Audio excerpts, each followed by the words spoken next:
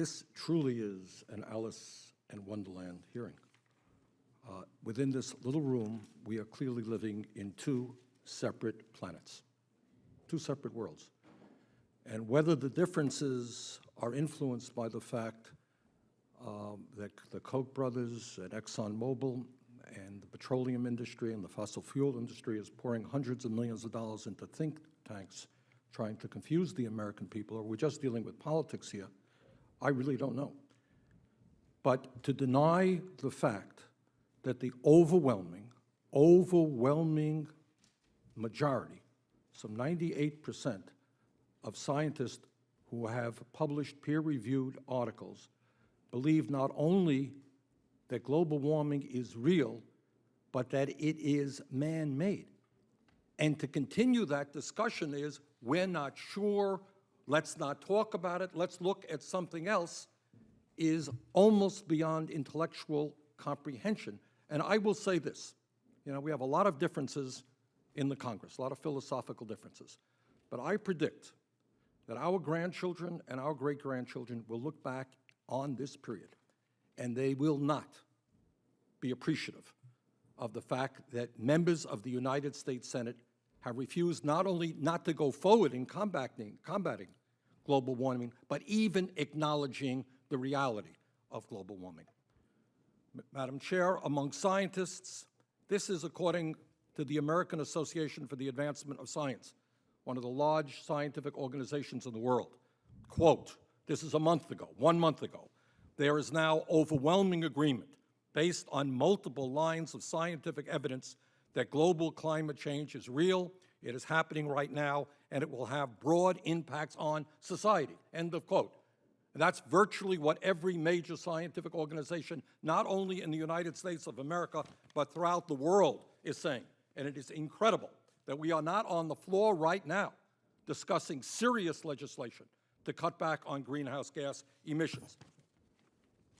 I think it was Senator Vitter who says, what about the cost? What about the cost? Well, let me talk about the cost. What about the cost of inaction?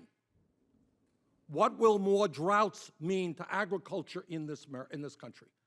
What will more floods mean in terms of property destruction? What will climate change mean for national security? It is not only meteorologists, and by the way, not weathermen and women. In all due respects to weathermen, I'm not quite sure that they are part of the scientific community.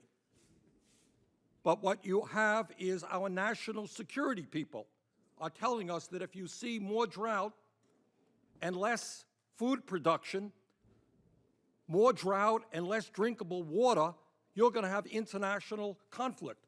Navy Admiral Samuel J. Lockyer III, who is the head of the U.S. Pacific Command, I think Senator Rona referred to this, recently described climate change as the biggest national security threat facing the region.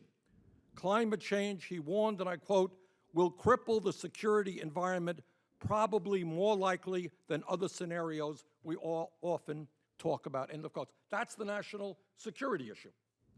Now, to my mind, the time for waiting is over. We need bold action.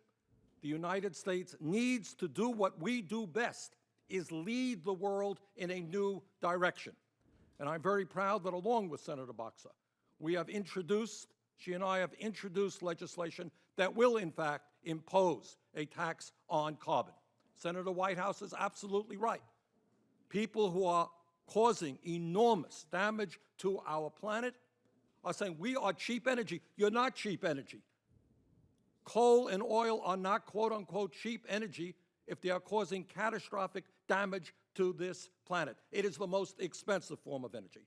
So, Madam Chair, I think the time is long overdue for us to move away from fossil fuel, to move boldly to energy efficiency and to such sustainable energies as wind, solar, geothermal, biomass. And by the way, when we do that, we will also create millions of jobs as we transform this economy.